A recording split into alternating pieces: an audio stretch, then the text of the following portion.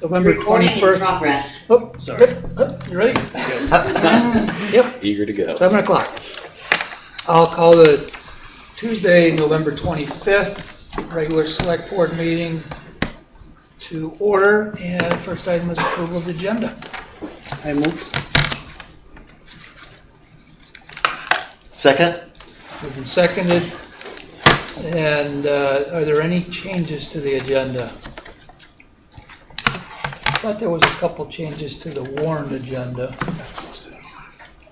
Mark, there was a couple amendments to the warrant agenda, or no? No, we did add a few things to the packet. Okay, I thought we dropped an executive, did we drop the executive session? We did. Yes. Yes, thank you. That's the one thing. I was just a little, still a little fuzzy trying to get back into it here. so- No worries. We're gonna That was it. reschedule that for the 9th. Great. Oh, okay, good. It was aspirational. That will be a marathon then. Yeah. Yes. All right, any other changes Dennis or looking back. anything anybody's requesting? Hearing none, Looks good. all in favor of approving the agenda with the minor tweaks? Aye. Aye. Aye. Next is approval of consent agenda. I move. Second. Moved and seconded. Fred? I have one item on the minutes, on lines 126 to 128, Of our minutes? yes? Item 3A, sorry. The last sentence in that paragraph, Which line again? 126 to 128, Yep. he also cautioned about, I would just delete this sentence. First of all, it is a little garbled, and second of all, it was resolved in the policy, and it doesn't need to be in the archive records of, the simplest thing is not to edit it, but just delete the sentence. Did you say that? Well, I did talk about, I tried to relate what Emily had, this concerns stop signs and requests for traffic calming. Emily had pointed out that we should steer people away from simplistically requesting stop signs. Sure. But they can be part of an overall traffic calming policy if they're warranted, and they have to meet the warrants, which Chief Covey stressed. I mean, that, anyway, this says, he also cautioned about using signs as a solution too often because after a while they get ignored. So to look into using such things as additional stop signs. Yeah, it's a And the little. last part is just, I would just delete the sentence. Okay. Unclear. Thank you. And then, with respect to item 3G, the general fund budget report, I'd like to request that that be talked about as a regular agenda item after the capital budget. I talked with Mark about this today, and he helped clarify things, and I think the way it's reported with respect to the capital budget current status is something I wanted to point out and get us together on as we prepare for the budget good discussions in December. All right. Anything else? Okay, hearing none. All in favor of approving the consent agenda with the strike out on 126 to 128 and in the minutes, and pulling 3G, the capital. No, the budget report, year-to-date budget report. Yeah. And I think we're still going to accept it. We'll just talk about it when we get Yeah. that budget. Is that what your desire is, Fred? Yes, We'll accept it, but we want to talk about it. Okay. we will talk about it. All in favor, signify by saying aye. Aye. Any opposed? No. Okay, next is citizen comments. Is anybody here for something not on the agenda? Laura?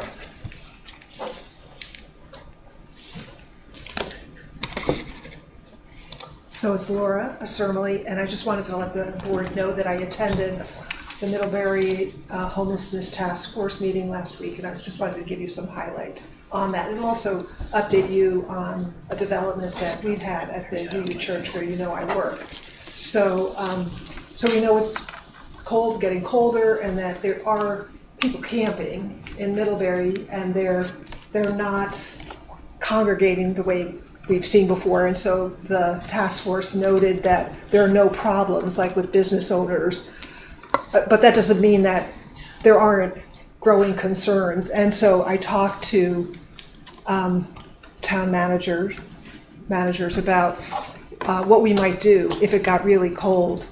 And the state threshold is minus 10 degrees for like severe cold weather, where you would open call in, shelters?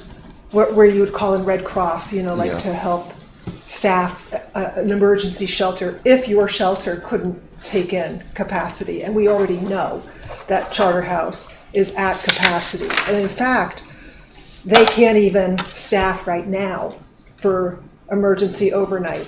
They used to open in November, if you recall, and they're delaying that to December, which fortunately, with the temperatures we've had, we're getting by. But even in December, they're not sure what they're going to be able to do because of staffing shortages over there. You know, so I just want you to be aware of that, and that the faith community has been trying to ask the social service agencies what we might be able to do. And we can't really provide overnight shelter, but we would be willing to work with agencies and the town if we could come up with a creative solution. So we're just talking about that, and I really don't know what it's going to be. I just want you to be aware that the conversation is in motion. So we had a camper at the UU Church about 3 weeks ago that was given permission to stay, and we learned a lot from that situation.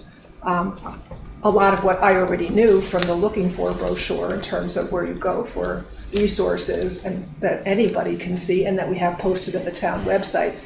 But really what our limits are. You know, we're fine during the day. There are plenty of places to go during the day to warm up, get food, charge your phone, you know, and even get connected for other services. But there are other barriers, you know, for some people in accessing those things. And there's overnight, you know, which is still the dilemma.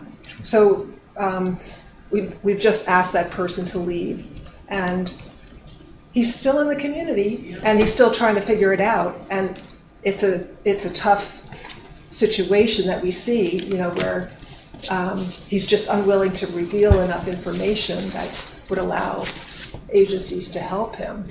And I know that that's choice, but I just wanted you to know about the situation and that it's an active conversation at the task force and within the social service agencies and the faith community. That was it. I thought the police department has, in case of emergency, they have space too. Actually, it doesn't really work for more than maybe one, if that. And it's not really, I don't know, maybe Chief Covey can address that when he presents his report, but it's not an answer. That's not the answer. You know, a lot of people will wind up at ER, you know, like, and you're seeing more of that. And you see people trying to qualify for the motel program, which you know is more restricted. And you have more people tipping into economic distress because of escalating conditions, including the healthcare costs. So we're just watching all of that and trying to do what we can to respond and provide help as we can. So. Okay, thanks, Laura. Sobering. Anything else? Okay. We'll go to Tri-Valley Transit presentation. Hello. Hey. Anyway, I haven't met some of you yet. Hello, Mary Claire Krogan from Tri-Valley Transit. I have some slides. I'm just going to do a 30,000 foot view today. We're asking for level funding, so I just wanted to bring the new people up to speed with what we do.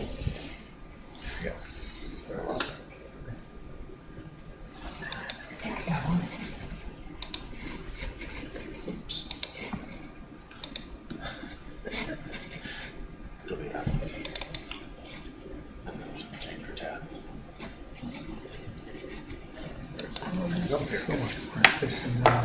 There we go. Yeah, without all that. So we are a 501c nonprofit. with the mission of enhancing the economic, social, and environmental health of the region by providing public transportation services for everyone that are safe, reliable, accessible, and affordable. So we have three major types of service that we provide. Dial-A-Ride is an eligibility program for people who are at least 60 years of age or have an ADA disability or qualify for Medicaid for medical trips. Most of those trips are provided with volunteer drivers. Laura Asernally has been a volunteer driver for us in the past. She used her own car and we reimbursed her for mileage. And then some people require the wheelchair lift and we use staff drivers with CDLs to provide that service. Next slide, please. And this is our current service area. When I first started with Tri-Valley Transit, we were just Addison County Transit Resources, and we served Addison County. Then in 2017, we merged with Stagecoach of Randolph because they were going bankrupt and they needed some financial management. So we span from one side of Vermont all the way to the other. And in 2026, we've been asked by the state legislature to expand even further and take over operations in Washington County. Whoa. So we're going through a few growing pains right now as we figure out how to get that all in place. But we're making it happen. You have connectivity between the different counties, buses, so that like you could go from Middlebury to White River Junction on your transit? Almost. So there's this great big mountain range right down the middle of the state that kind of puts a kink in the works. So this is a map of the routes that we do have. And you see there's like a little dotted line between Snowboard. going over to Hancock. Yeah. We just don't have the critical demand to make going all the way over the mountain cost effective and a good use of taxpayer money. We are using Dial-A-Ride drivers to bring some people in to Middlebury for some critical services. And we do have buses on the Orange Northern Windsor side that dip in and bring people shopping once a week. But they stay on that side of the mountain. Yeah. Our Orange Northern Windsor did have service that went up to the state offices in Berlin, or Barry, excuse me. But the ridership wasn't there and that funding went away. And do you administer this entire network from Creek Road or wherever you're? Yeah. Well, I was going to ask that same question. yeah. So our administrative offices are concentrated in Middlebury, Okay. but we have regional directors in each region who are just taking care of the day-to-day. Yeah. Not every call comes to you. Right. Yeah, that's good. Yes. Yeah, we've hit a really good management model, and we're replicating that in Washington County. Great. So you call yourselves Quad Valley Transit now, or? I've been through one major rebrand. I don't want to do it again. Well, there's still really only 3 valleys. Right. Right? It doesn't add another valley. Okay, It just adds yeah. another region. Yeah. It's fun. And our third service is unique to Middlebury right now, and it's microtransit. We've been operating since May of 2024, I think. So we've got a full year under our belt. And in our last full service year, we did nearly 17,000 rides that were door to door. So Wow. So the demand, I mean, it's popular. And we're actually looking at a new software vendor to give us a little more functionality and serve even more people more efficiently with the same number of vehicles. And so microtransit are vehicles that are traveling all day, but it's kind of, It's like a hybrid between bus it's like and super Dial-A-Ride. lift. Like I'll pick up like the route is generated by requests Yes. to get people. Yeah. Yeah, Okay. it's all by demand. So people are required to make a reservation for every trip. And they can either schedule a recurring ride in advance and have the ride show up every day. Nice. Or they can call the same day Yeah. and say, can you fit me in? Or they can use an app on their phone to schedule it themselves. And Awesome. is that available to anybody? Or do you have to qualify, do you have to have some qualifying? Great question. Demographic. It's available to the general public, but see the dotted line on the map? That's the geofence that we serve, and that's just Middlebury. The top border is Sugar House Motel.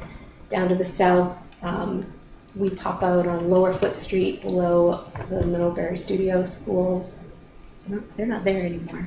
That's a bad Right. reference, but we do all of Middlebury College campus, and yeah, it's a pretty big zone. How Yeah. far in advance do you have to reserve? Or make your reservation? It can be within the hour, actually. Oh, wow. That's Yeah. so cool. But your chances of getting the pickup at the time you want improve if you Sure. book a little bit. Yeah. You plan in advance, and we actually recommend booking your return trip at the same time. I have certainly noticed since it's gone away from the fixed route, just kind of going, that there's more people on the TVT buses when I see them around, and that makes me very happy. Yeah, and part of this, thank you, and part of this change, also we reshaped the Hannaford route. You see that purple line? So downtown Middlebury still has one fixed route that has bus stops served on a schedule, and that's Hannaford. And we used to go all the way down to Paris Farmers Market, but we shortened that and extended it on the other side to go all the way to Adirondack Circle at the college. And that's been tremendously popular. We're serving a lot of students, getting a lot of cars off the road because they can get down to Hannaford Plaza every 30 minutes for free. Yeah. So they're really taking advantage of that. Most of the dialer ride is managed by volunteer drivers only. That's right. Pretty much everybody, or you have hired staff too for the dialer ride? Right, so most dial rides are provided by volunteers, you're correct. If they need the wheelchair lift to be Yep. part of the equation, then we'll send a van to pick them up and use a staff driver. It's a specialized service. Yes. Okay. This is great. You know, Fred was asking me earlier, what can we do to help? Well, I was saying, apart from money, Apart from money, what could the town do that would support the services you're providing for Middlebury? we always need more volunteer drivers. If you could help me advance that message that volunteer drivers keep rides available and keep them affordable so that that budget stretches longer. Because if we did have to send a van to pick up 3 or 4 people, that's less cost effective than paying someone 70 cents a mile. Right. So that protects service if we have more volunteers. Winter's coming, snow is going to be an issue. If we could have some really good cooperation, keeping especially our hub clear and de-iced. We own, we maintain the shelter, but the land with the sidewalk in front of it is yours. So we don't have the capacity to keep that plowed and shoveled and sanded. And people are out there really early in the morning, way before businesses are open. People are showing up for their ride to get to work. So we need that to be kept accessible. We do have an email newsletter blast that goes out that I could certainly include any marketing materials for volunteer requests that you could send my way, and I'd be glad to include that. It goes out every Friday, so Thank you. good way to get that messaging out. Thank you. I know you advertise on the Front Push Forum also. I've seen that a lot. Love the forum. That's Yes. that's been our great marketing tool. So some news on, let's see, last time we spoke, Easy Trip was brand new. We were just taking over the link from GMT because they couldn't afford to operate it anymore. We've doubled ridership on that route. In October of 2024, GMT divested itself of the 116 commuter, and we took over that route, and now all of the service originates here in Middlebury, and so far we've grown ridership on that route by 38%. Wow. What's the secret to increasing ridership on it? I just get out and talk to people and find out what they need. I go to employers, make sure that they're aware of, the resource so that they can use it as a workforce development tool. Convenience to riders Yes. is what does it. Both Izzy and I ride the bus to Burlington almost every day. Izzy rides it every day. I ride it 3 days a week. And it is just, I was delighted to hear you were going to be here because I wanted to personally tell you how awesome it is. And I tell everyone I know, and a lot of people don't know it's free.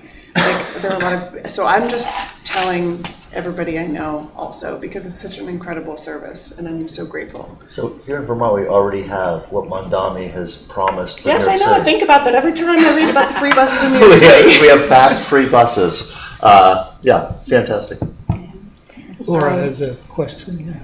Yeah, so one thing that I noticed at the bus stops is that people are standing and that there's a need for more seating and just protection. And that's true at the Academy Street hub where that blue bench disappears. And we're lucky we even have the blue bench, but I think with less snow that there's no reason to remove that blue bench, that people need the bench. And also at the other stop here by Triangle Park where people are waiting and they're standing. And sometimes I will move chairs just so that there's a place facing the bus stop for them to sit, but it's not weather protected. But that is another thing that the town could help coordinate. Especially with storage, right? The blue bench actually got hit by the sidewalk plow last summer and it's got a big dent in it now. And so we did pick that up and store it for the winter, just to keep it safe. But absolutely, not everyone can stand up for long periods of time. The more seating around we can have, the better. But we are bursting at the seams at our facility, and we just don't have the space to store that. So if the town were able to take that on, I could seek some grant funding to get some more benches around. Great idea, Laura. You're saying if we had storage for the winter, you think you could buy the benches to put out? I think so, yes. I think that's something that would be a pretty easy grant write. Nice. Right. Yeah. Do you do your own grant writing? I'm the development director of the whole system. That's a lot of hats. Yeah. And next year, Come a long way from a shuttle to the fair. yeah, that's when we first met, right? Yeah. Yeah, you were one of my first clients, so thank you. You and Mark Perrin. Yeah.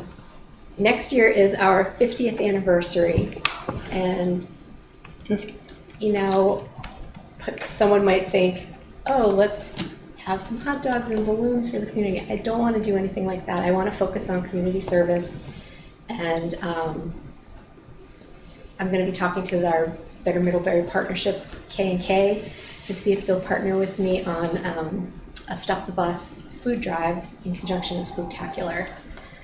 And I want to replicate that in every community and maybe have the kids doing some trick-or-treating for canned goods that morning before they show up for Spooktacular. So things are percolating. Oh, Um, fantastic Cool idea. ideas. that would be a great way to give back to the community that we love so much. The service is fantastic. There's a whole lot of uncertainty in funding streams. How dependent are you on federal monies? We get 80% of our operating funds from the Yeah. government and 90% for capital things like, building maintenance and buying buses. Yeah. I'm working with some fundraising consultants. They're helping me sharpen my skills because we do need to diversify and, Oof. identify major donors and foundations that we can partner with. I'm just nibbling at the edge of that right now and Sure. I'm learning a lot. But Yeah. you're right, we do need to diversify because it's a little shaky. Yeah, Yeah. right. Next year it would have to be your 40th anniversary. Excuse me? Next year it would have to be your 40th, not 50th. Well, Stagecoach goes back to 1976. Oh, Stagecoach, wow, okay. I just, because 86 is my, 1976. I'm not that old. I'm old. You're not old, Fred. I remember it in 86. Wow, okay. Wait, I have another question, because Yes. you just mentioned a shuttle to the fair. Do you guys do a shuttle to, are you talking about the Adams County Fair? Yeah. Is there a shuttle that goes to the fair? We haven't done it since COVID. Oh. We used to do it. We used to do it every year. I thought of that the last time I drove. I was stuck in traffic getting to the fair. I thought, wouldn't it be cool if there was a shuttle to the fair? Yeah. It And must have been. sometimes the mud, right? Like Yes, yes. Is that a thing that might come back? It might, I mean, we would have to have a private sponsor to help pay for it.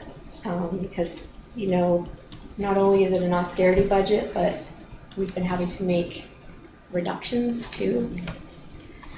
For example, I talked about all the growth, but we actually cut back a little bit of service on the Rutland Connector in the past year because the commuters just aren't coming up from Rutland County to work in Middlebury. That's not the trend anymore.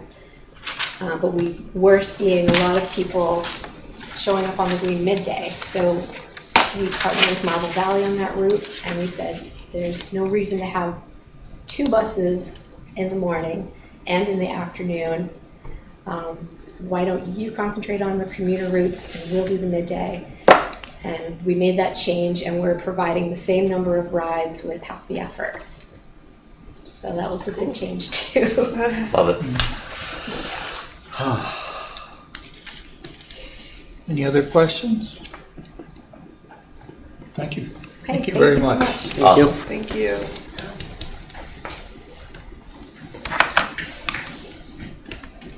Chief Covey.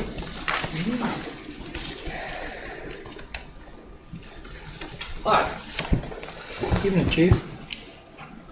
So, first we put out a bid for 2 vehicles, one marked, one unmarked. That's an important distinction in what I'm asking. We specifically requested a bid for a normally aspirated gas engine and a hybrid, knowing the preference for hybrid. The reason for that, 2 entirely different types of driving. So for the unmarked car, normal driving, very little, if any, emergency driving, maybe here or there, but for the patrol vehicle, the marked car, that's typical police driving. The hybrids have not worked well for us for that. As you'll see in the bids, only one manufacturer produces a hybrid police package vehicle, and that's Ford. It turns out that's what we wanted, and we're trying to keep the fleet split because different officers prefer different vehicles. We have some Dodge Durangos that we've gotten in the most recent past couple of years. Some officers like those, some prefer the Fords. We haven't bought a Ford in a while. So this bid reflects that. What you see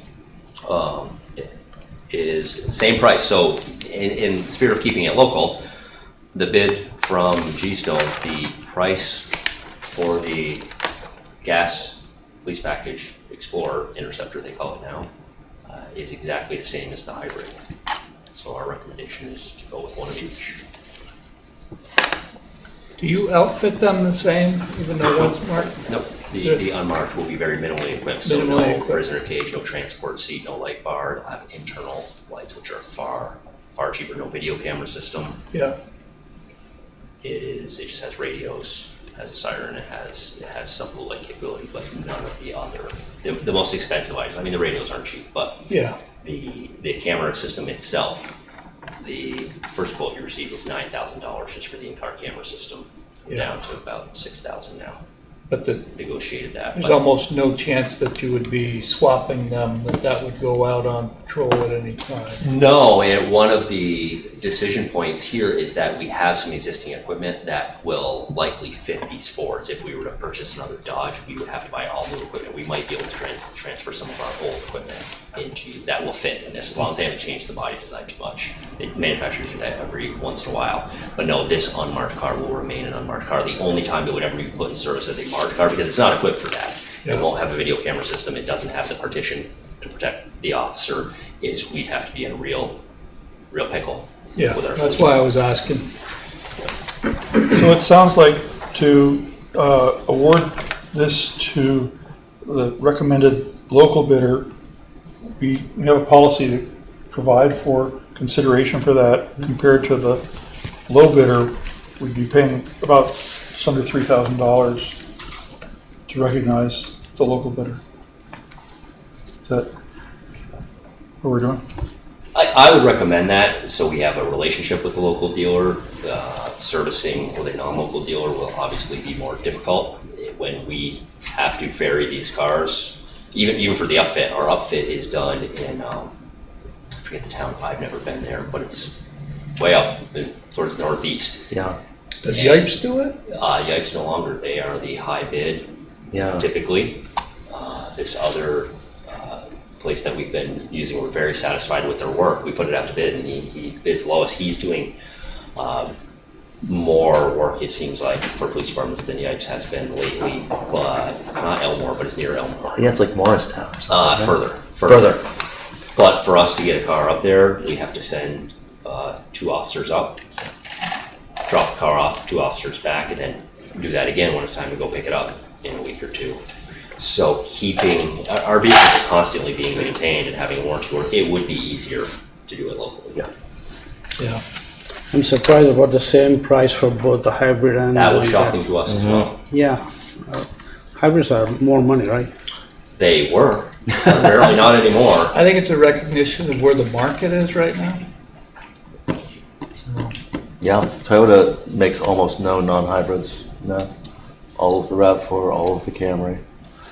They don't have any gas engines? Yeah, they're not doing pure gas on either of their.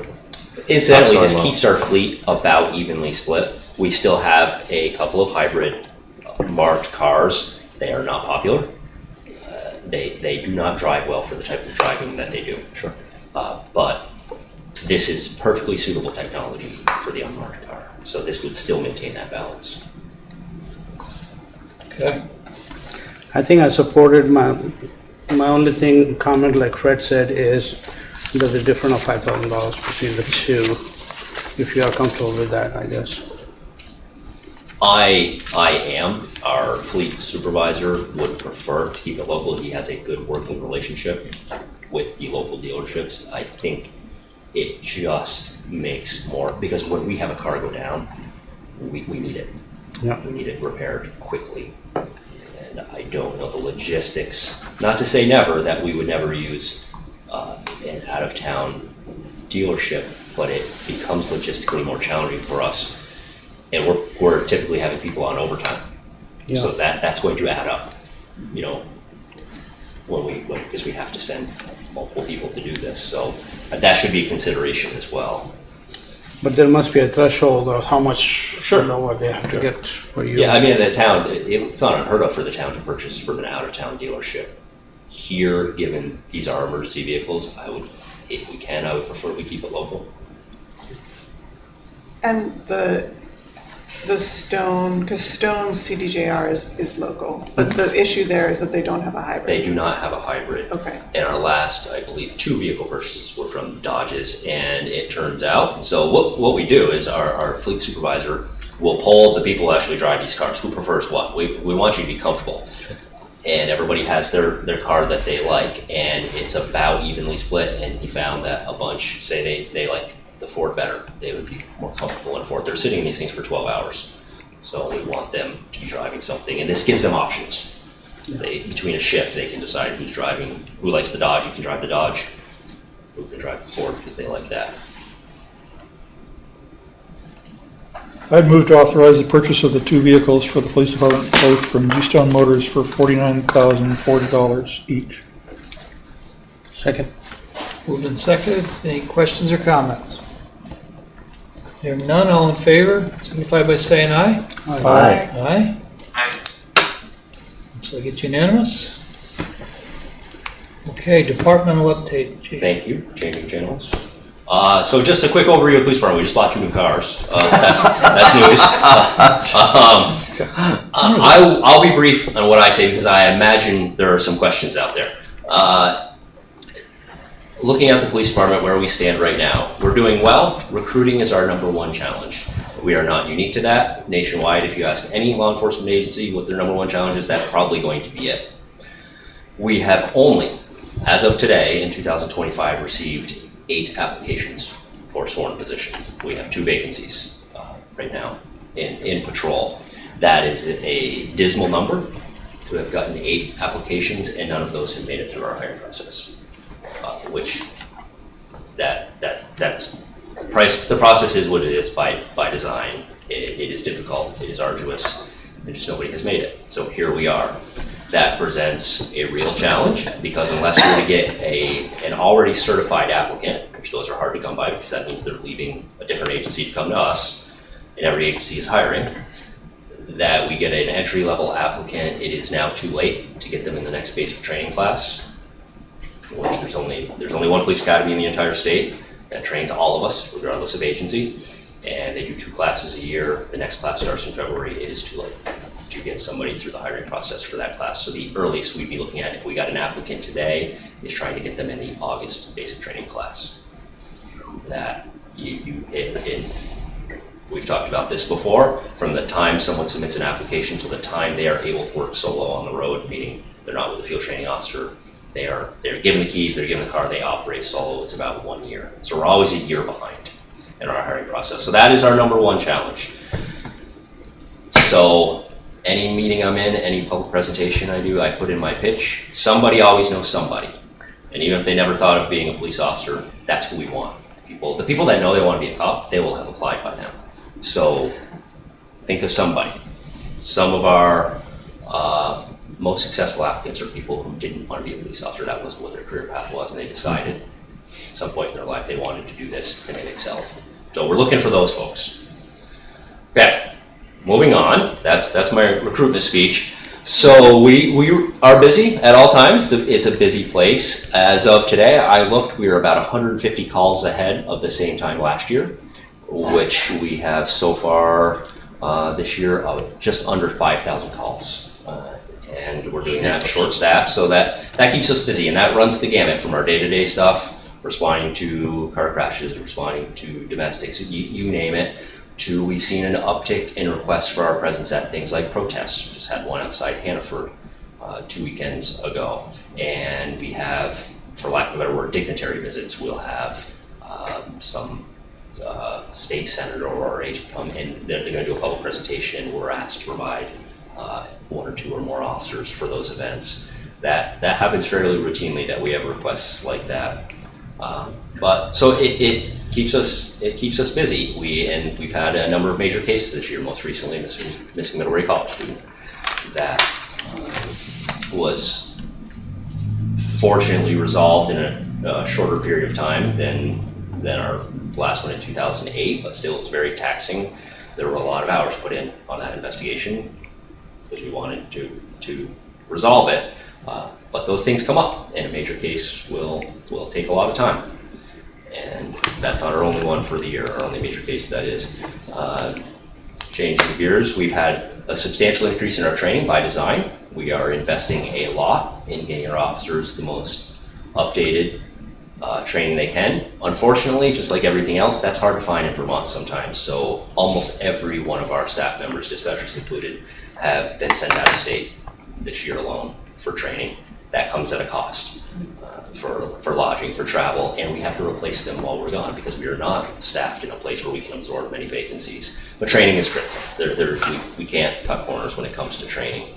And we do in-state training as much as we can. Just last night, our drone program manager, the officer, now detective, who implemented our program, whose brainchild it was, did a joint training with our fire department, Virginia's fire department, and Middlebury EMS, simulating a missing dementia patient in the Wright Park area last night in the dark. And we deployed our drone with its thermal imaging to work with the fire department on coordinating search efforts. And it was reportedly very successful. Highlighted some additional things that we think we need to add to that, but that drone has been in and of itself very, very helpful to us in our operation. We stay busy as well. We're very fortunate. That police academy that I just talked about, we have a number of our officers who are instructors at the police academy, things such as emergency vehicle operation, use of force, firearms, report writing. We have one officer who serves as a training assistant. The police academy is the equivalent of a drill instructor who spends a week there. That is It's something that we donate our time to them. We get something in return for that because it's training hours for our staff, and the best way to learn something is to teach it. So we have some subject matter experts, on staff. We're very fortunate to have that. Speaking of detective, this fall we assigned a new school resource officer. We have one school resource officer who serves all 3 public schools. The former officer had asked to step down after doing 7 years, I think, in that role, which is a long time to be a school resource officer. He is back in patrol now, so we had a competitive hiring process, or selection process, I should say, and the new resource officer started with this new school year, and he is finding out just how challenging that job can be. Right after that, at the end of October, we appointed a new detective who is excelling that position as well. He is currently training alongside our existing detective, Ruth Whitney, who will be retiring at the end of this year. And so they're working alongside each other for him. He's also been sent all over the place to get the requisite training that he needs for that position. And he is very busy. His first day in his assignment to what we call Bureau of Criminal Investigations, he was actually on vacation, and he was driving back to Vermont when he learned of the missing college student case. And he was told to report to work. He drove home, got his stuff, came to work, and was assigned full-time to that case. That was his debut as a detective.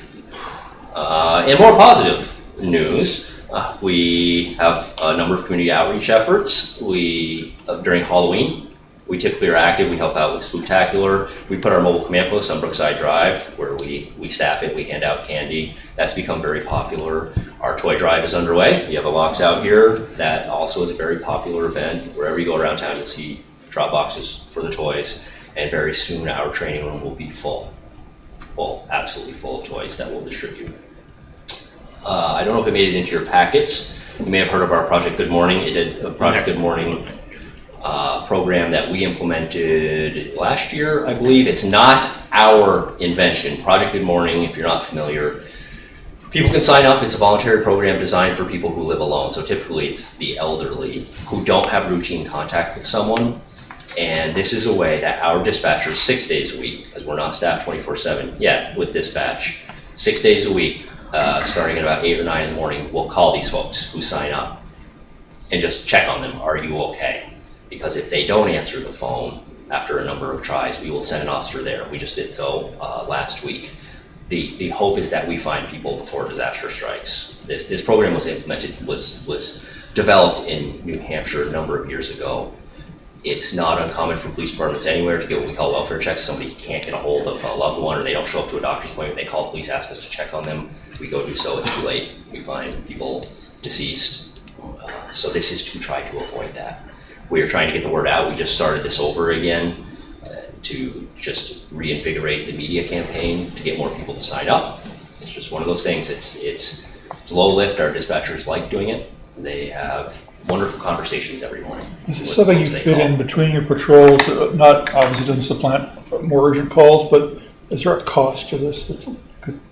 No, and it's just fit it into your dispatch does it. They just have a checklist. They call every morning, and they might be not right on the dot because they might have calls going on, but they'll make the time to do it. And if that call isn't answered and the second call isn't answered, they will then assign patrol to go check.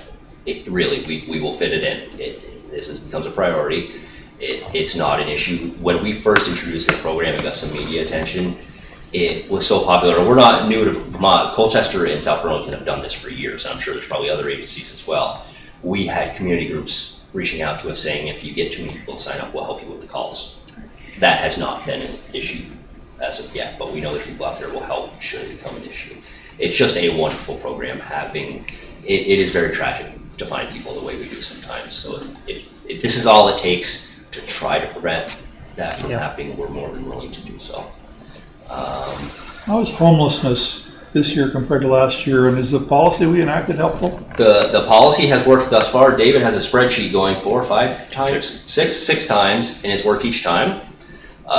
We've had great success in voluntary compliance. We just had last week one case. There was a tent that we were getting complaints about on Chipping Hill that had been there through the summer, and it took us a while. We figured we knew who it belonged to. We served a 30-day notice to vacate on that person. The tent remained, the person did not. With the help of Public Works, we went up there with a UTV, and the tent is now sitting in the police department's impound lot for the next 30 days, available to be claimed, and if not, it will be disposed of. But it has worked thus far. The homeless situation in general is challenging. It doesn't look like it has in the past couple of years because you don't have this congregation in a public space. It's more scattered, but it is there. It certainly is there. It has always been here. In my 2.5 decades, it's always been here, just maybe not as much and not as at the forefront. But it can be more remote now. Heidi from Charter House is the absolute authority on this. She assures me that she has concerns, that some of the unknown folks who are around, she has concerns about their backgrounds, and that is elevated compared to past years. There are more concerns on her part about who some of the folks are that are here.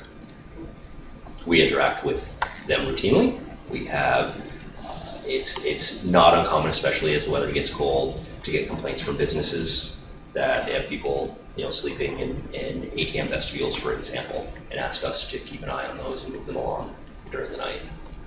So it is here. What else you got?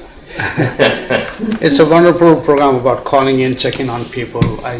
It's an absolute wonderful program. How do you make sure that more people get signed on to it? Getting the word out. What we also try to do is our officers will routinely interact with people who may benefit from this, so we'll try to encourage them to sign up at the time. This very much so is the elderly population. This isn't designed for folks who talk to a family member every day, because they already have their safety valve in place. This is for those who aren't, so it's harder to reach those sometimes. Channel 5 just did a story on it last week or the week before, and it's on the town website right now. It's on our town email blast as well every Friday right now. It's just word of mouth. Does it tend to be people signing themselves up, or is it like a loved one who's far away who calls to sign their? To my knowledge, I think it's all been self-referrals. We've also tried to interact in ways through medical offices to have them encourage folks to sign up. It's like anything else, getting it going. Word of mouth will help us, but again, everybody knows somebody. And you also know where these folks are pretty much in the community. We do, but there are people that we are missing. There are people, some people aren't going to sign up. That independence is a strong sentiment that people don't think they need this. I will say that, again, the calls I hear in dispatch, if I happen to be walking through in the morning, these are very pleasant phone calls that mean the world to the person on the other end. And they do the dispatchers as well. They get to know each other. It really, this is no cost to us. It's great. Good. Yeah, a couple questions, Chief. Hey. Go. Oh, Dan. I just got one comment on that, Chief. I don't know, Laura's sitting there. A call to our church administrators might be of value, because I'm in the UCC church and we do have quite a lot of elderly people, and there's probably some on your call list, but a call to the church administrator and asking them to put out the word. They send a couple of emails a week and a newsletter, so. That's a great idea.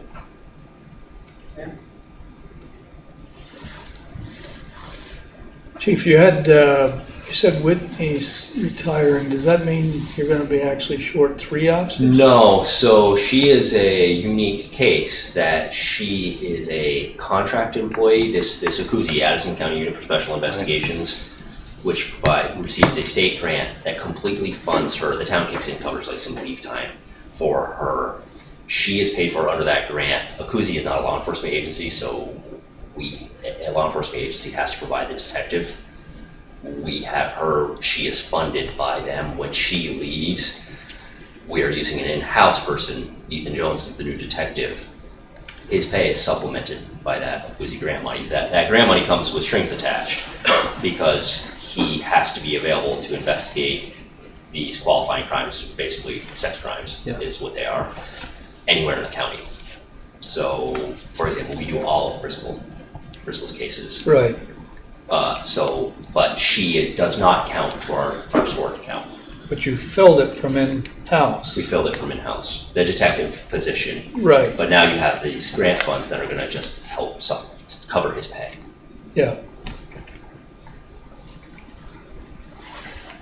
It still feels like you're gonna be, Feels like, That means you're taking him off patrol. We're taking him off You're patrol, on so you're very astute. We technically only have one They say vacancy. that Our authorized strength prior to COVID was 15 sworn. During COVID, that's when this recruiting crisis nationally Sure. occurred.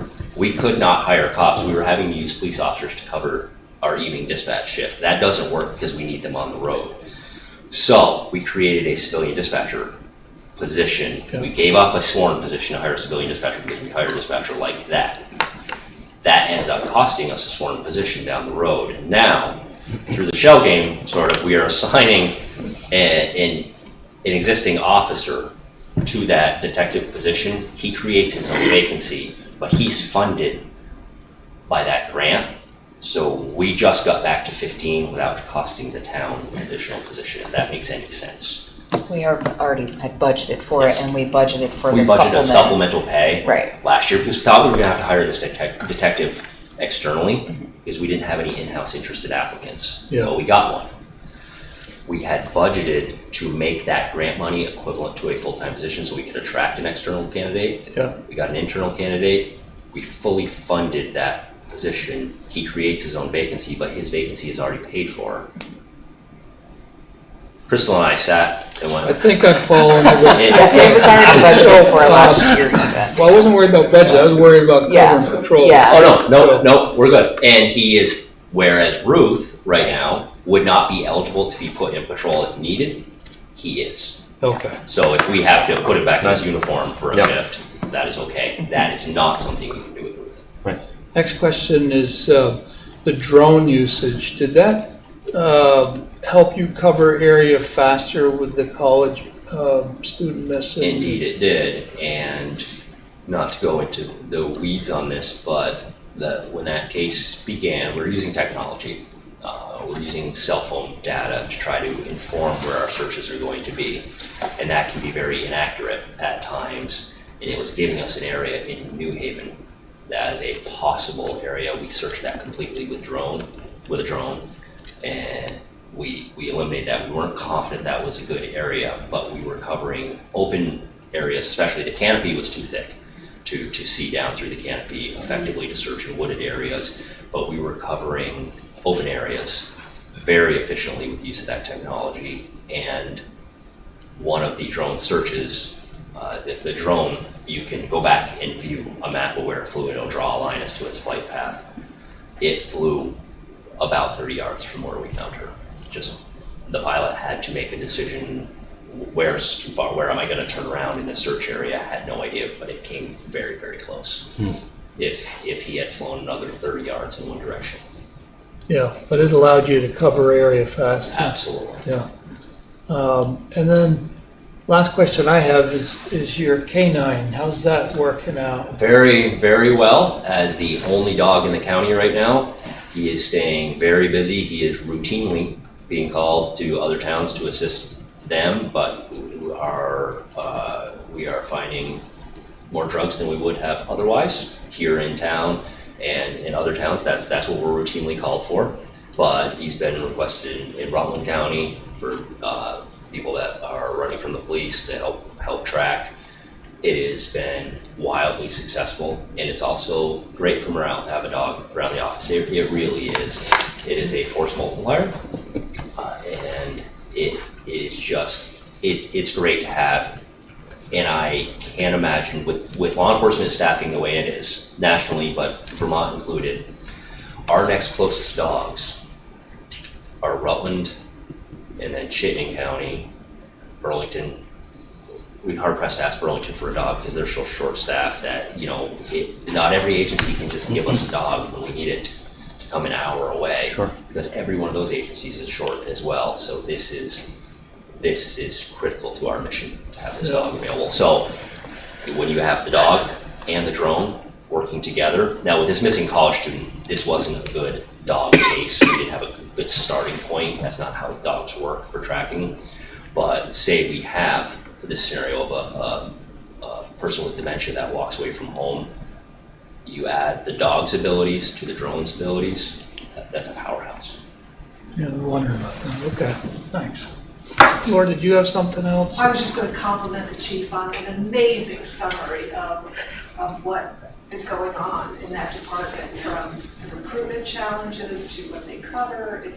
We're so lucky to have the department we have. You want to be a cop?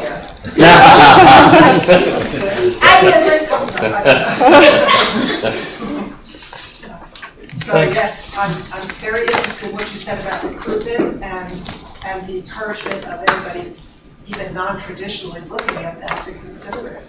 So thank you for offering that to us tonight. Thank you, Laura. Just a quick thing, I'm also very excited about that call-out program, and in my line of work, I know how lonely our seniors are and how important that contact is socially as well as for safety. I don't know if you've already reached out to our local council on aging. AgeWell is our provider. We have an amazing staff person named Michelle Eastman who runs all of those programs.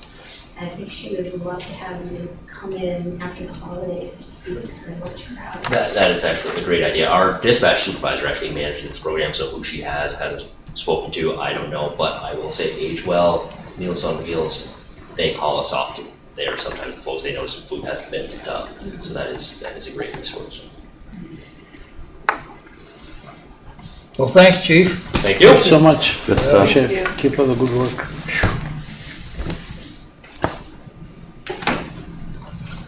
And with that, Mark, you get to talk about budget. Oh, Okay. An early review of budget drivers for FY27. So I would say this is a very early review of those drivers, and work on the budget continues. We're chipping away at it just about every day here. We're still on schedule, so that's good news. You'll get your first look at the draft budget at our next meeting on December 9th, and the process this year should look very similar to previous years. We're not changing any, we're not planning to change anything in the process. So, but for now, what you can expect for budget drivers in the coming year is an increase in capital improvements. Emily will elaborate in just a few minutes, but we have some catching up to do, and we'll talk about that a little bit throughout the process. Not unlike previous years, wages and benefits will increase, so we're suggesting a few salary adjustments, and there's just a modest increase in healthcare costs this year, 2.06%. But even with that lower increase, it's still a major, I think this will always be a major budget driver every year. So we have a few new initiatives this year that you'll hear more about in a few weeks when department heads are here, but we're proposing a permitting program for the planning and development office so that contractors and homeowners can apply for permits online and track the progress of that permit online. We're also planning to update all of our parcel maps in the assessor's office, which both of these come with cost. And then I think that the driver that will surprise no one is, of course, the Ilsley debt service payment hits this year, the first payment. Last year, I believe, was just an interest payment, and we're anticipating that to be in the $1 million range, plus an increase in operational costs for the new building. So some notable increases there for sure. So that's all I have for now. It's just a very high level overview, but we'll be back in a couple of weeks with department heads to really dive in. Do you have anything you want to add to that, Crystal? No, I think you covered it very well. Thank you. I'm thrilled Mark's here to present it this year, and I get to just be here to support him through it. So, yeah, that's exciting.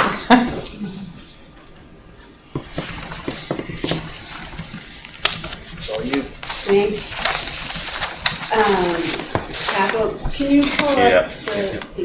Sure. presentation first, Emily? Yeah.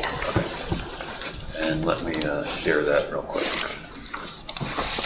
So, Infrastructure Committee went through the capital budget. We had 2 different meetings in October to review it, and it took all of that time to dial it in to what we are presenting and what they felt they were comfortable with moving forward. So I tried to break it out by department in this presentation, but you'll see just sort of across the scope, there are major drivers of deferred maintenance on buildings throughout the departments. And so that is reflected in this budget. And then a lot of technological advancement that we are in need of. And so we tried to consolidate as much as possible. The administration budget, the major jump that you're seeing is in those 2 categories, the technological advancement. We included, these different departments had sort of been spread out across the budget previously, and for cleanliness and just for tracking and coordinating efforts of replacing servers and things of that nature, we put them all into the administrative line. So the only department that is separate at this point is the library. And we can go through that when we get to the library line. But so the major drivers here are the technological advancement and also the building improvements. We have the HVAC system in this building has already exceeded its life, and we are already experiencing issues, you may recall from last summer. And so we need to start investing in major, improvements towards that. The other driver in this one, I don't know if you recall the meeting, October meeting, when I came and asked for reallocation of a number of funds, and part of that was to build an office space that Crystal could actually have a little more elbow room to work in and be able to have meetings and have privacy. So there is $28,000 that we pulled from DPW building improvements and the painting town offices line here that is getting reinvested back in to those funds. And we're hoping to do the office renovation in this fiscal year. So this would just backfill those 2 lines. Get the 2 lines back to what they were at. Can you go back to, you're saying the HVAC system in this town office building is already beyond its expected lifespan? Yeah, I think What the hell did we unfortunately. put in here?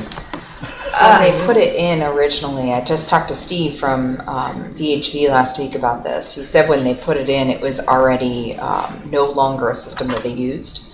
So when the year they put really it in. good of our contractor. Yeah. I'm not happy about that. No, that's not great. How many years ago was that? How old is this? Well, we built it since I was, 2014 or something, but 16, I think. 14 or 15. I was on the select board when we were building it, so it's not that old.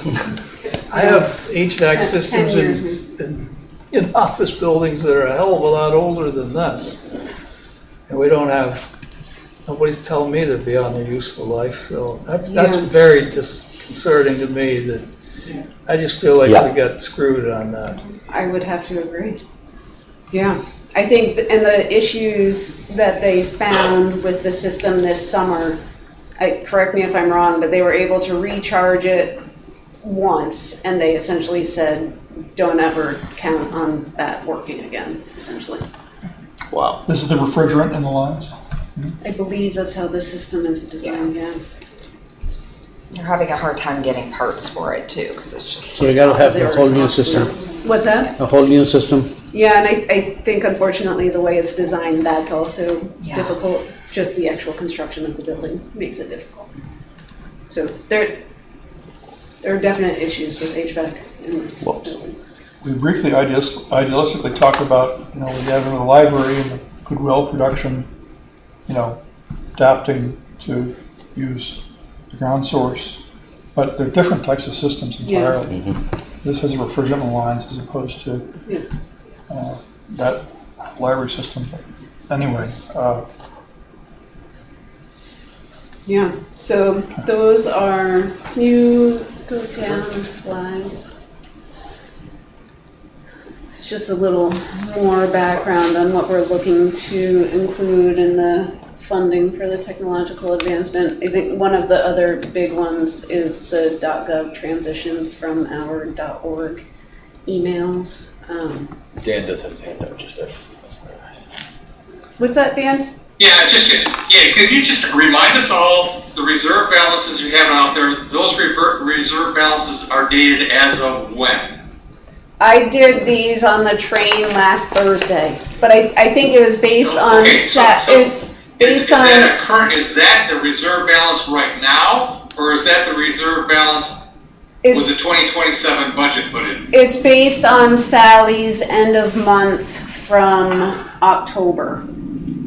Okay, that's what I thought. And, Right. and some of them, Dan, I took her number, and we'll get there in the public works one, but like highway construction where I had millions of dollars of projects in the works and receipts and invoices coming and going, that one I tried to track it currently, beyond what she had presented, because I had more recent invoices than what she had supplied.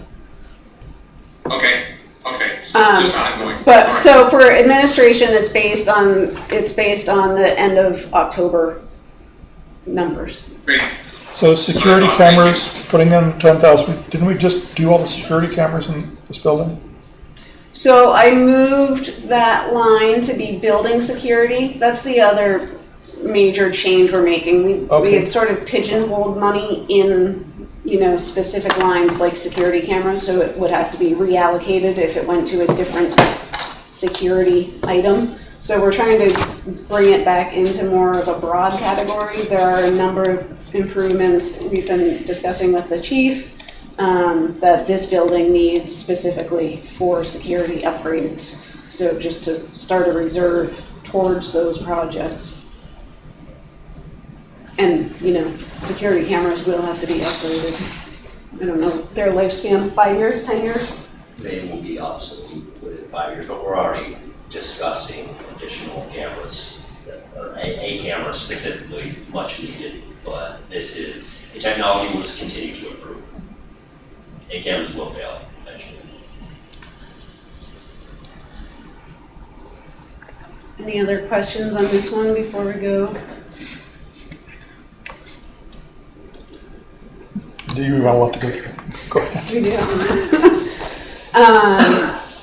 Building security, you just touched on that one, Fred, and then building improvements, we talked about. We can move on to DPW. Quick question on the access control. Is that for special events that you would have the ability to funnel through? Or is that like the key card and knowing who's been in the building, who's not, like what they have at the?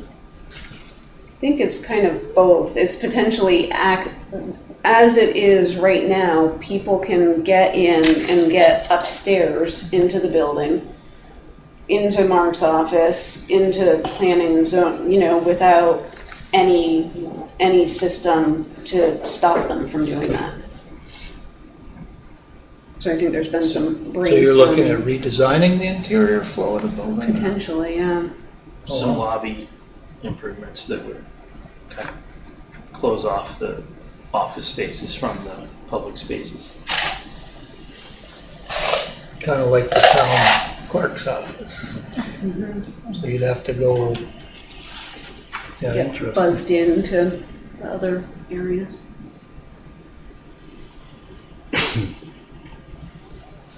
That's no small upgrade.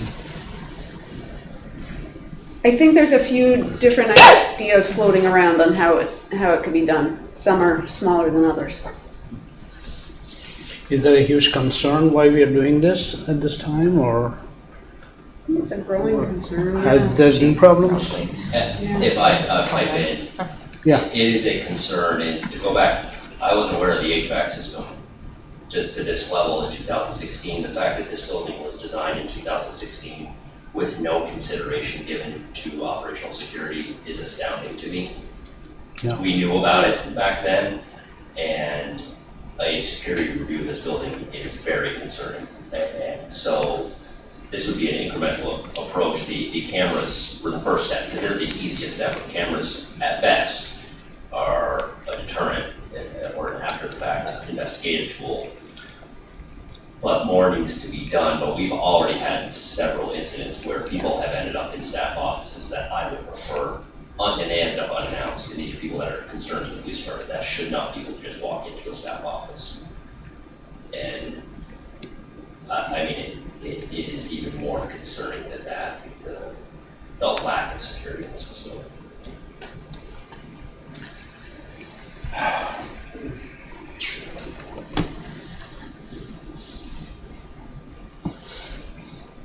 Anything else? You're full of good That- news tonight, Emily. DPW isn't bad. Only the SWAT and the security, that's all.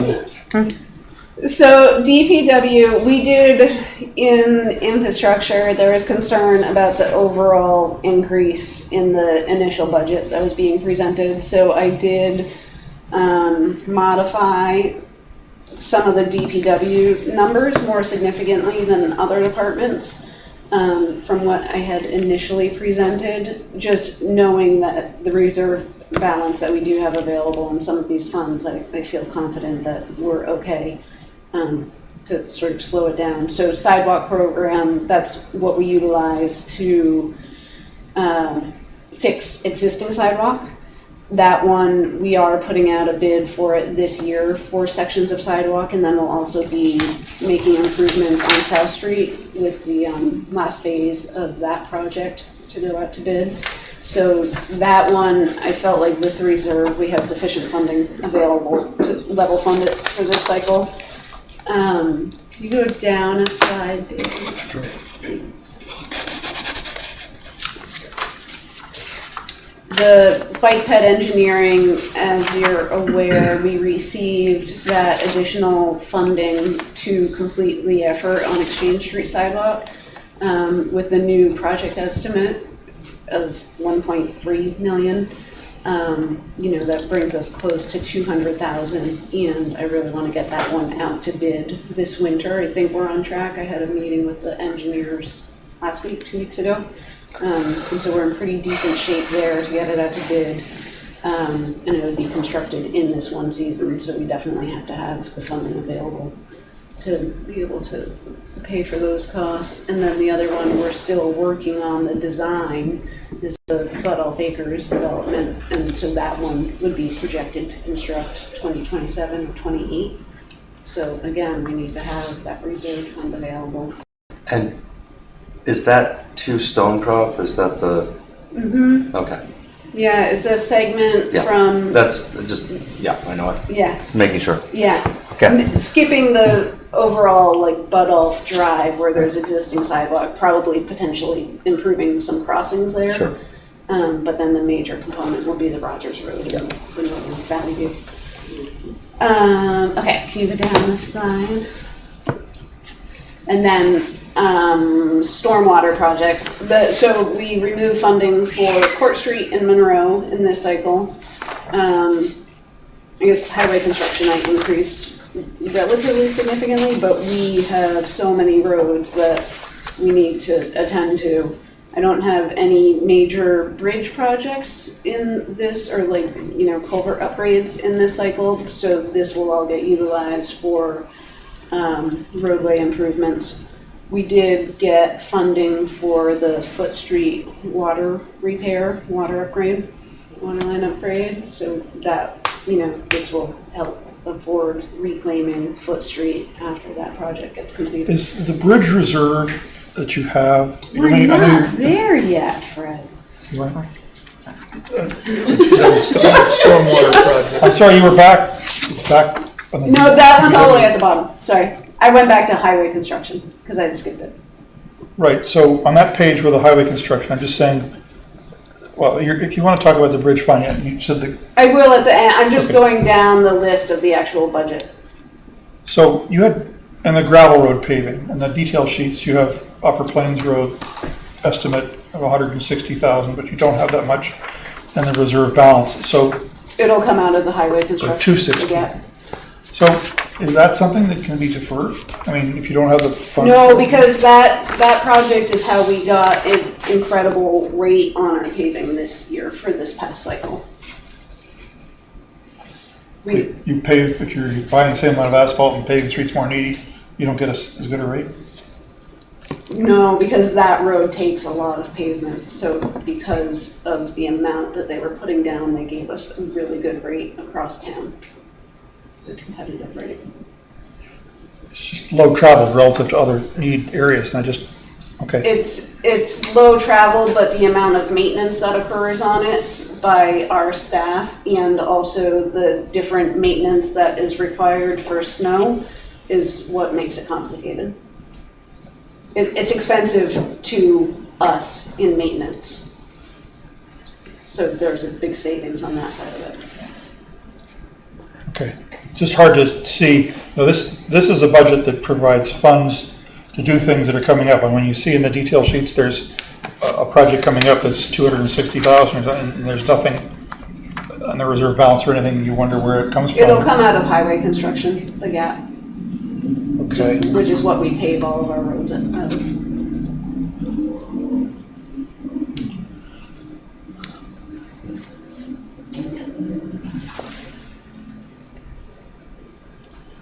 I didn't mean to slow it down, keep No, going. you're okay.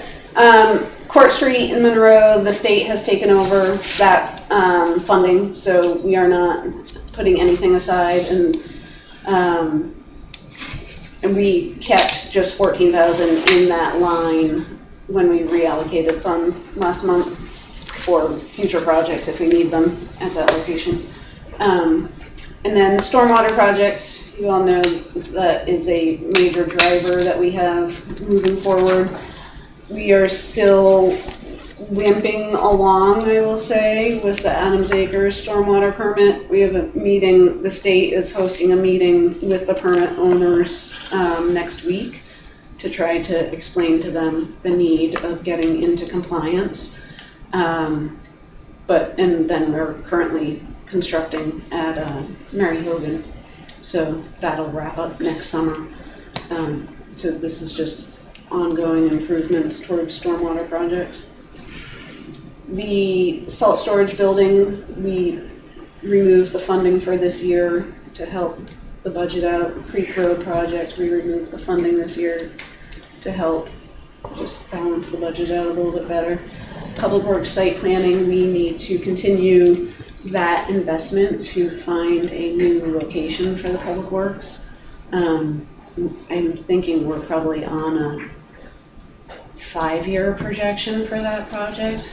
And I don't know how much of an appetite the public will have for another bond, a large bond vote for a public building, but we have definitely outgrown our space and we have major building improvements that are needed down at our site also, so it's sort of a combination of the two.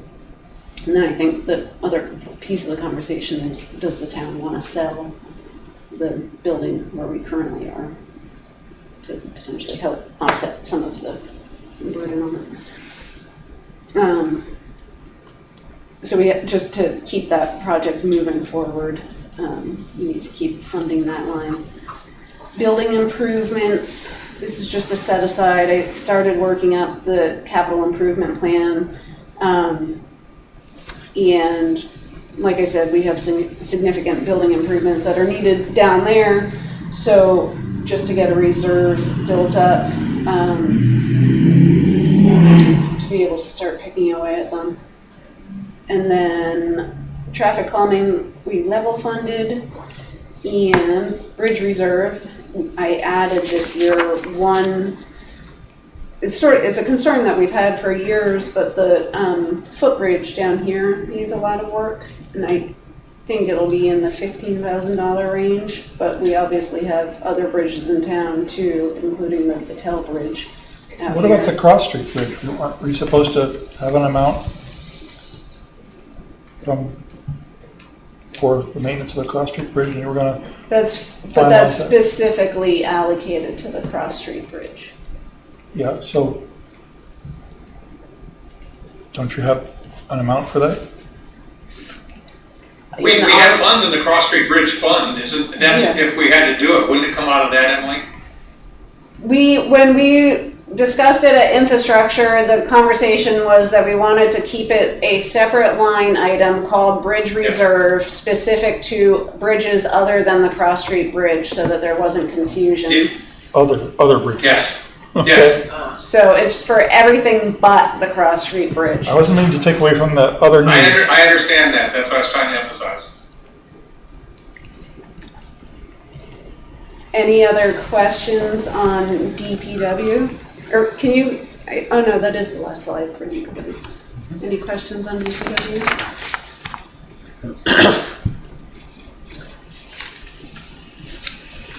Okay, moving on to Stormwater's after that?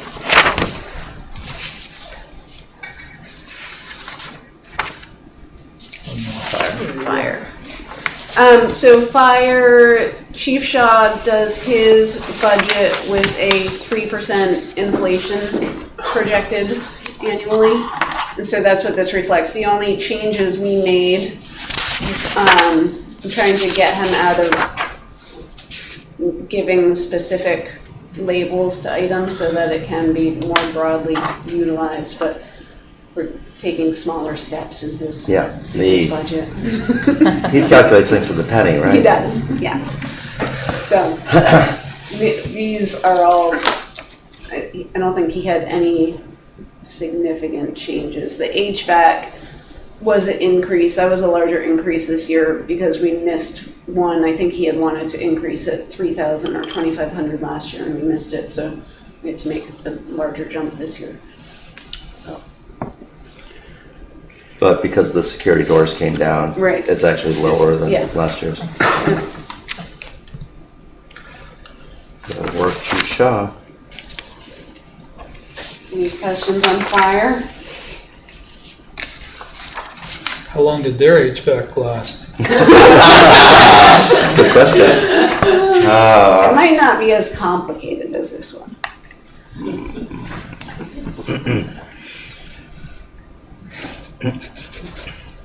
Where do we get to the police one? On HVAC. Theirs is old. They're allowed a new HVAC at police.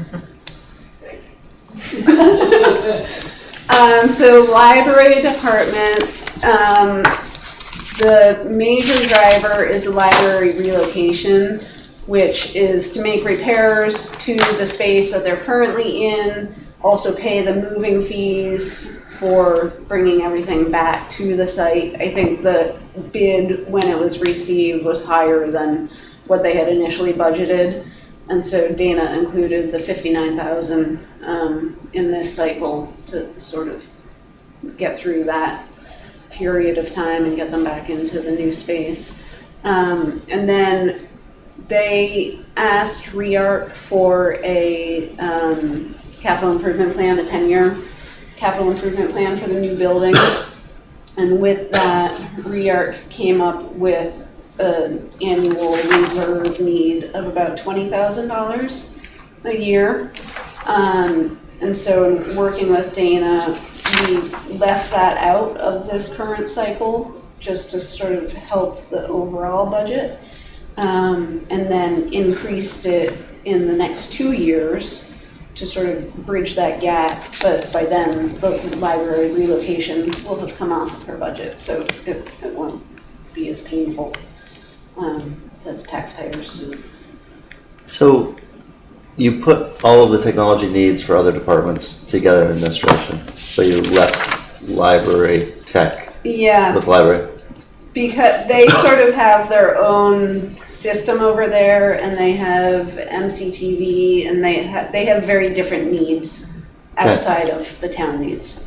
Okay. So it seemed like the cleanest way to do it, to get Okay. them what they still needed. Gotcha.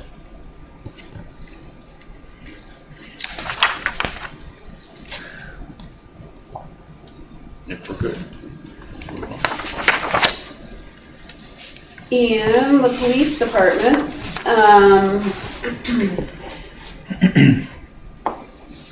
facility security, just ongoing improvements to be made there. Jason, do you want to speak to any of this since you're actually in the room?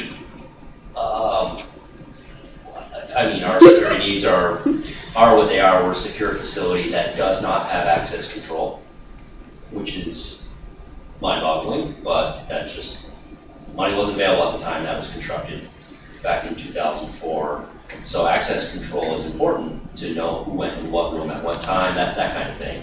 But we've been building towards that, but again, we need to upgrade our camera system. Now, pales, we have 16 cameras at our facility alone. Those cameras pale in comparison to the cameras that are now here in the town offices. These are HD cameras. Ours are not. Ours should be. We're recording very important things. So this is just all in a fund to help upgrade our camera system, upgrade our physical security, and ultimately get to access control, which we should have. So the detail sheets have that the HVAC system that you need is in the order of magnitude of $150,000. And I don't see in this allocating of funding how we're going to approach that. And that, from what I understand, it's the most urgent of the building needs in the town is their HVAC. Is that right? So we're funding it in the building improvements line. Again, trying to move away from putting funds specifically. Okay, so there's also funding available in the energy fund that in conversations with the energy committee, we were proposing to look at either the police department and or the teen center to make improvements. So the thought was to utilize some of that. so if this year there's a $150,000 project needed, there isn't enough in the energy fund and what we have here to cover that. There's So $37,000 in the reserve specific to the HVAC. And there's 110 or so in the energy efficiency, 110, 620, 110,000. So the energy committee is of the opinion that that's to cover the excess to make something more energy efficient than would otherwise be required if it was gas or something to make it electric heat pumps, to do the whole thing, like we did with the rec department. We just have to borrow money from other budgets to do it. I understand. Are you proposing to, are you suggesting I'm not that it proposing be- anything, I'm just noting that that's one of the most pressing needs, and how we would fund it will come back to us to talk about.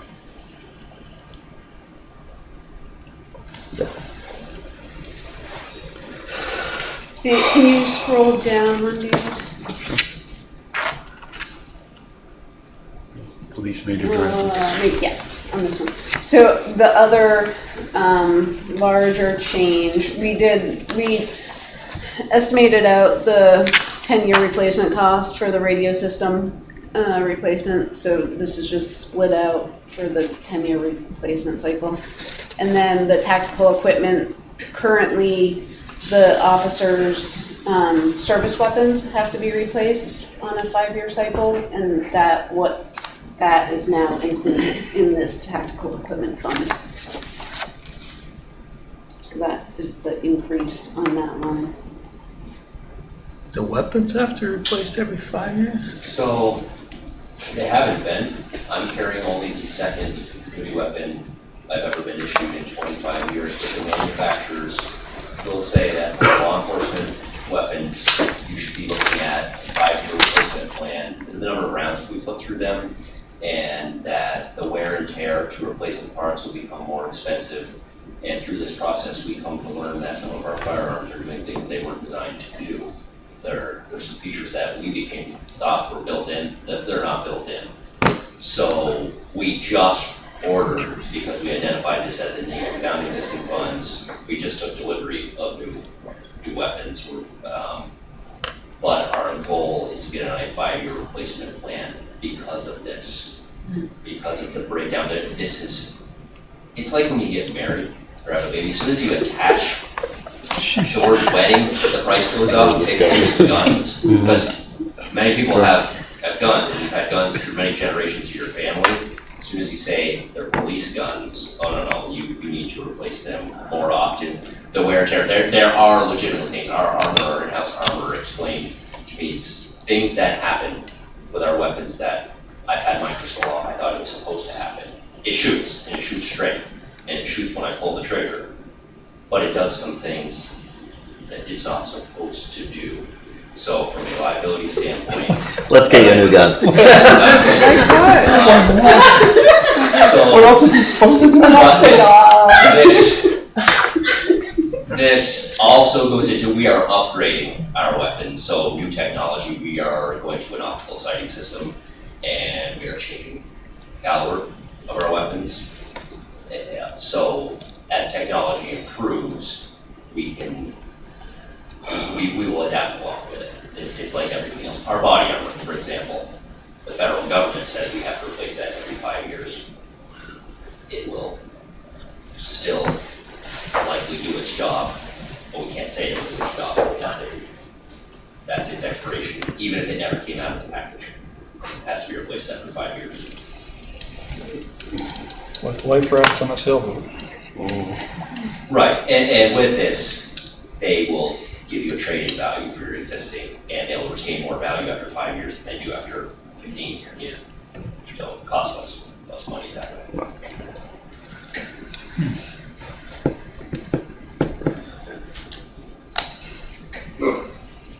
It sounds like legislation built in to make sure that the manufacturers can manufacture new weapons for them. I don't think the military works on that way. We'd go baroque replacing their weapons every 5 years. Well, and we haven't, and so that is, and that's the very first question I asked. I said, how do we explain this away? And when, I have a firearm that belonged to my grandfather, and it shoots just fine. Same thing as we say with our cars.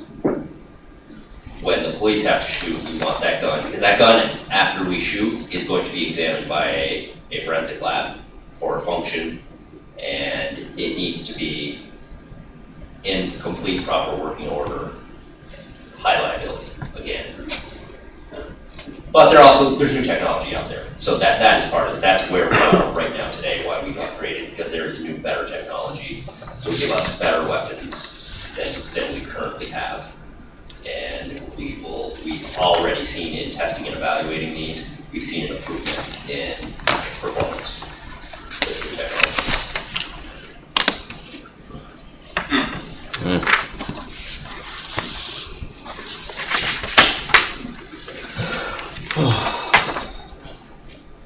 Parks and Rec? Parks and Rec. So, courts need to get resurfaced in East Middlebury, I believe, is the next project. So this is the set-aside for that effort. And then Creek Road improvements. That building is also in a situation that it needs a number of improvements, and we need to start putting funding aside for it. The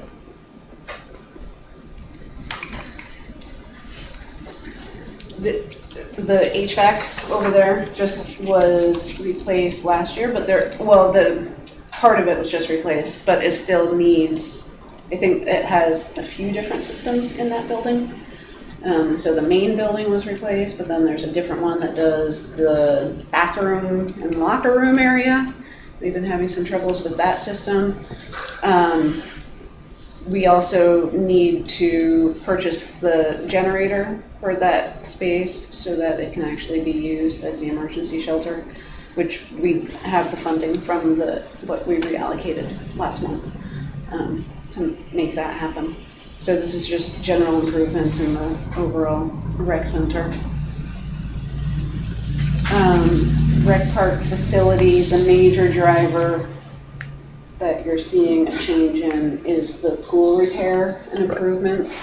think the pool hasn't been, I think it's resurfaced is what technically has to happen to it, but it's projected to cost about $300,000.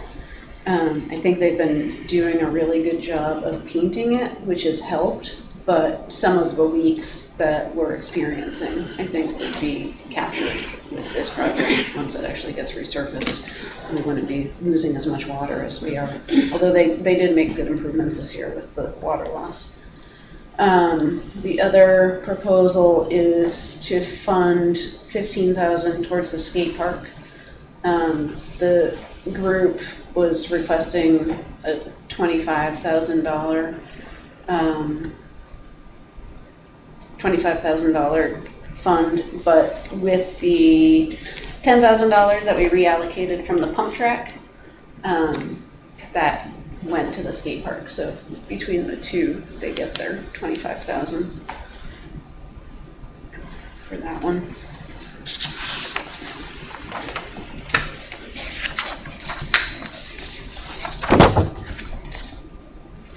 Really, the last year we funded, my numbers from last year didn't come up right. Last year's skate park was $25,000. Was it? It's Yeah. different on this spreadsheet than that spreadsheet. That spreadsheet's, I did this on the train last week, so there, there could be errors as I was jostled around. But the spreadsheet is correct. This slide showing last year's is not correct. But so we would just more or less be matching what the town provided to that project last year. The other building security, again, making improvements to that facility, cameras and things of that nature, just to keep it safe over there. The other area we're looking to start funding is garden improvements. Been working through this with Corey. She has a lot of concerns seeing the weather fluctuations that we've been having over the last couple of years, from going extreme wet to extreme drought, and trying to maintain especially these island spaces where there's very limited soil in that area to start with. Really thinking more progressively about the plantings that we're doing in there to be drought resistant, or do we have to look into irrigation, just things like that. So trying to make changes so that we can keep the gardens looking good hopefully without adding irrigation and things like that, but making improvements to the actual plants that are chosen. Any questions on Parks and Rec? The sports center was a 25 of the larger items. That's the windows. Sports center, it's always been in there as the roof, but again, I don't want it to just be able to go to the roof, because that whole building is going to. Isn't that the windows at the end? That's one of the major things. There's one window that's missing that went out in the storm, but because it's so old, it can't easily be replaced. So, but I think that set aside has always been for the roof itself.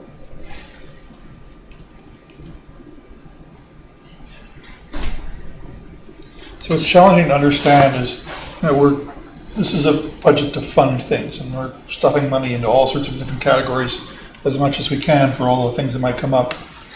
But what you don't see here is what any particular projects are coming up. So, the paving of our Plains Road isn't funded squarely in this, that you can see, or the police HVAC isn't, that's what's challenging for me to understand which projects are actually happening. So this is a sort of a funding plan, but it isn't the actual project plan. Does that make sense? I tried to I liked that. This packet? Yeah, That was helpful? That was helpful to me. I tried to include those details on this because you just can't include it all in the budget itself.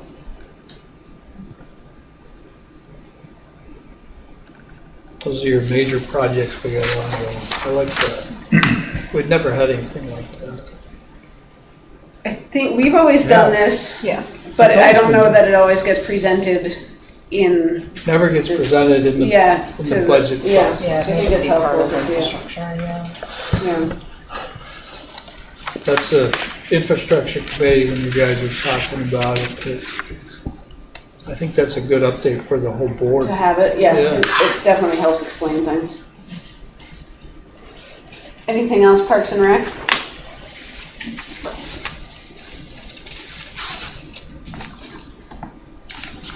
Take that as you want. Special initiatives, I took the funding from the 2 tree programs in this cycle, just knowing that we have a pretty decent reserve balance in both of those to work with for the interim. And then the disaster resiliency is where we do have the increase. That is for the generator purchase. That 26,305 is the gap that we need the funding for the generator purchase over at the rec center. Can you explain the $750,000 deficit in Middlebury River? So, yeah, 200 of that, just over 200 of it, was from the 2021 FEMA project. Okay. That I think the hope was to have received Clean Water State Revolving Fund to offset what our match was, and it fell through. Okay. So that 200,000 has been there. The additional 500 and change is from the 2023 storms, cleaning out all of the chutes and doing all of the work that we did in the river. Right. So, and We paid the contractors for this work. It's been done. And while it would have been nice to get the FEMA or state money to reimburse, the likelihood of it coming is getting more and more dim. Would you say that's correct? I don't know if I'm ready to say that yet. You're holding out hope. Yeah. I mean, I just got an update from FEMA the other day. I am seeing some activity from FEMA again. So I do have the Middlebury River. I have a project to get reimbursed for a significant amount of this. We also just did all the work out there this summer. That is a fully funded project. Right. And so the project manager that I was working with FEMA kind of put too many projects together in the river, and so it complicated the funding. And so now I had to get them to pull the project back out, and so that's so there's remains a deficit until. But we've paid this money. Yeah. So there It was. isn't really a debt. We paid for it. Well, but from somewhere. Well, It wasn't budgeted. We had the money in our General. account. That's where you're leaving it as a negative because you're still hoping to punish that line item. But at some point, we've got to make a decision to pull it out of other reserves. Yeah, we might have to pull out of LOT or another reserve to. But we paid it just out of current account, general fund? Basically. Okay. We have a general fund balance that has some contingency in it. And, It has $750,000 less than it used to. well, yes. Okay. Anyway, I think the state of Vermont is suing to try to get reimbursement for the FEMA money right now. That's what it looked like in, Digger had an article about Yeah, it. so, it's, Is there any opportunity for us to resubmit some of this to insurance if we're not getting FEMA funds? I mean, I know we got obviously a significant amount from insurance. We're not, the river is not insured. The river is not. Act of But God. I'm wondering about any of our other. All the buildings, we got the insurance. Like, this is just work in the river. Yeah, okay. This is work in the river and work on North Branch. Okay. Yeah. Oh.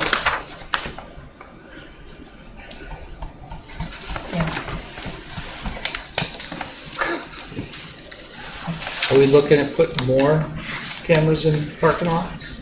I think just to be able to maintain existing on, and potentially if we need to grow.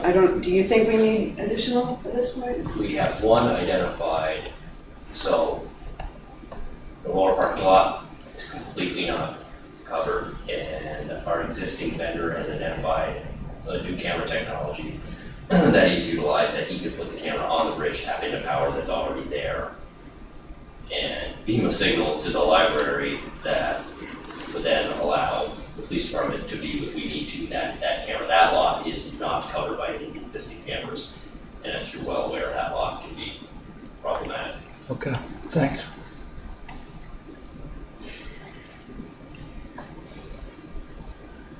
Questions?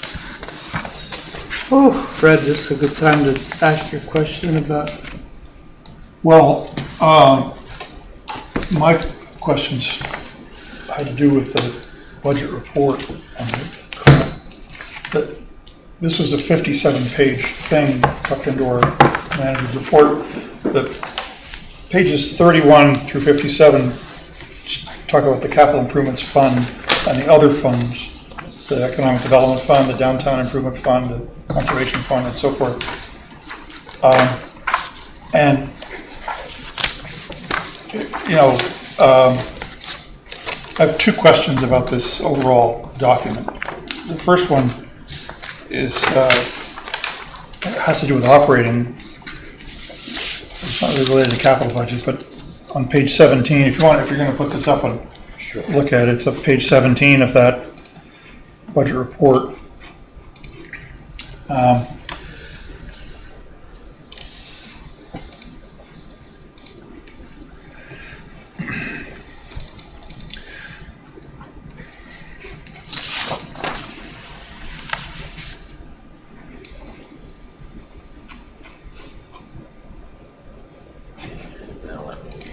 So near the bottom of that page,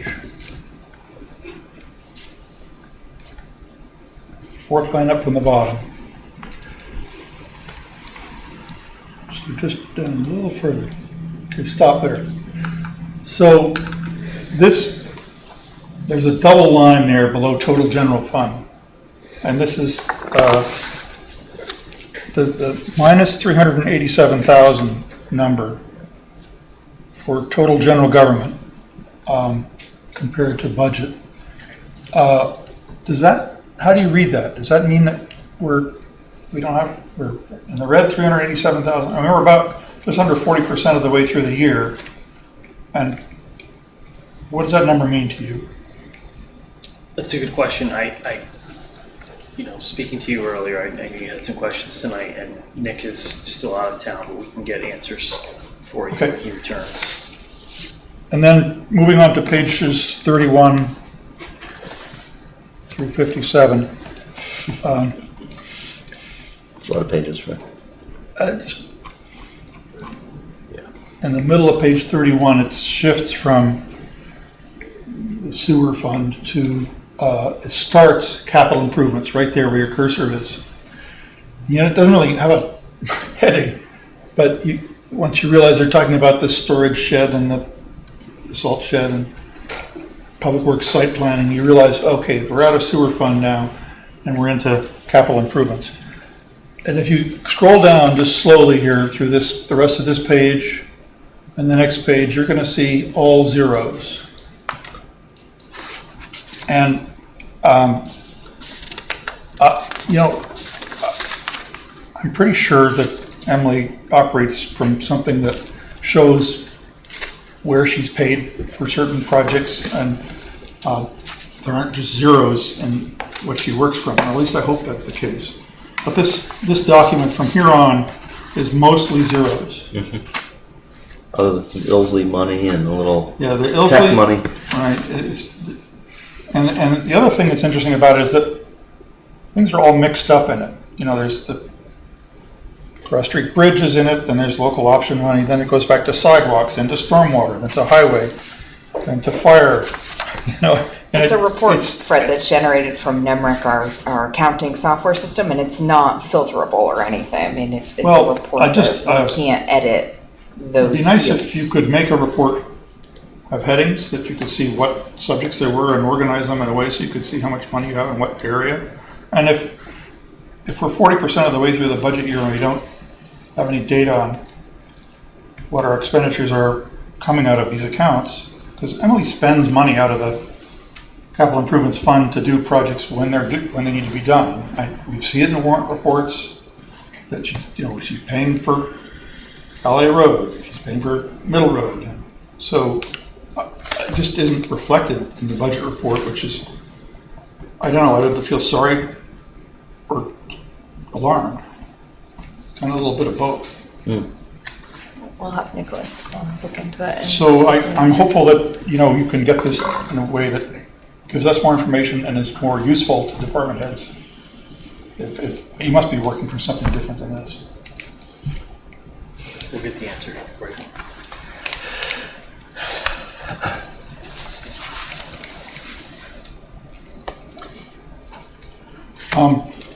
It's the first time I've seen this particular report, so I think we were using something different. This isn't your quarterly report. I think we did that last month. The reason this was included in the town manager's report this week was because on our budget calendar, it calls for a 1031 budget report to be included. So that's why it's in here. Gotcha. It's in addition to your quarterly reports. I love how instead of it printing to a PDF, it was printed and then scanned, and everything is a little bit crooked and. This is what department heads Yeah, receive. that's awesome. Yeah, we have, unfortunately, Sally has I an get issue it. with her Excel, and Yeah. it's what she has to do. For sure. Her stuff doesn't, work correctly. I'm not worried. I know there's a lot of money in there, because at the end of it, at the bottom line, the very back of it, there's, it's $24 million. It's just, none of it's showing up in between. So we appear to be in good shape, hopefully. And that's to the credit of the staff for saving money. That's what we need to do for these projects that are coming up that we're going to need to fill in. But when we get to the point of the budget and start talking about, we know the local option tax is already obligated, particularly for the library. How much is left to fill in other areas, as we've done year to year, particular budget flows? Or, how much of a reserve is there? Yeah. So that's. And I think it's useful to consider our debt service also as capital expenditure, in that we are paid after the fact instead of before the fact for large projects through debt service, and that is an important and large piece. But they're sort of projects unto themselves. I mean, the library was in part of the capital budget here, but it's really a project unto itself with the way it's funded through the taxes and the bond and the local option and gifts and the. Indeed, but just as we're putting aside $60,000 a year for the pool, we're spending $1 million a year for the library. Plus, yeah.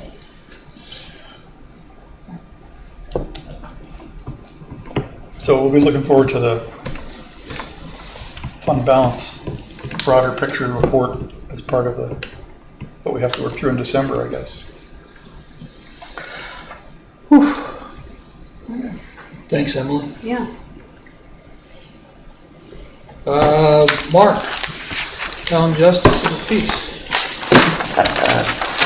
I hereby declare a vacancy. Do it. That's all there is to it. Pleasure of the board. I'll move to declare the position of Justice of Peace for the town of Middlebury occupied by Deborah Mack to be vacant. Second. Any questions or comments? All in favor, signify by saying aye. Aye. Aye. Unanimous? Okay. Governor will pick someone. Yeah, very good. Select board member concerns. Fred? I'm glad the weather kept up so that you could paint the crosswalk at Middle Road today. That's great. It's asking a lot to ask for weather to be balmy and dry this time of year. Yeah, they found a different paint that can go down to 35 degrees, so Anyway, that's great. Looks good. I don't have any other concerns. Megan? No concerns. Ron? I don't have any concern, but I'm peddling some stuff today. Ooh, yeah. BNP chocolate bars. I'm trying to push. These are beautiful this year. $10. Chance to win a lot of prizes in this and support an organization which is fantastic. What's the flavor? This is just It's just plain milk chocolate. chocolate with sea salt. Yeah. You have Delicious. dark chocolate in there? Pardon me? You have dark chocolate? No, only one. So, hey, I want to get some brownie points on that, so I want you to buy some. Let me know if you need it. Isabel? The high school had this fall 2 championship teams, volleyball and football, so congrats to them. And congrats to the music and theater department for putting on a great play. They put on Newsies, and it was so professional, and I always have a joy watching all of those co-curriculars that our high school puts on. Awesome. Yeah, brought the football championship back to Middlebury. Good. Dan? I've got nothing, thank you. Andy? Yeah, so this was a somewhat depressing marathon, and our next meeting is going to be even more so, but less depressing. Looking forward to having Kevin here to discuss how we can encourage development in Vermont and the needs why we must do so. He's having some Middlebury College students come as well who've done some studies on traffic flows for folks in the area who commute in and out of Middlebury and the environmental impact of allowing them to live closer to work, and it should be great. I'm looking forward to that. The other piece... Is that our next meeting? Yeah, if you would like, since the full board is here, we were going to pitch to you We'll after have this to look at meeting that. Yeah. that we reconsider and maybe host a special meeting for, That might be the thing to do. Yeah. so that his presentation doesn't get lost in Yeah. everything else. Indeed. Pairing that with budget this. I wanted this to happen in the summer. Yeah, I recognize. Is there an evening that would work that we could suggest to Kevin? You want to do a quick poll? I can send a Throw poll out. out, yes, that works. Let's do that. Okay. People are going to need to check their calendars. Yeah, and we'll have to check with Kevin. Kevin, we'll start there Yeah. and see what options are available. Maybe but it could be a Tuesday between our meetings, because I'm just throwing that out, because we all like Tuesdays. Right, well- It would be. I like Tuesday. Okay, but good point. Yes, but good point. Anxious to hear. The other piece is that I was tapped to serve on one of the Middlebury College strategic planning committees in Balcom, created a dozen areas of special interest, and one of them is strengthening external ties to local, state, national, and global community. Incredible group of like 14 or 15 people on that. Yeah, should be really interesting, and it's an honor. Cool.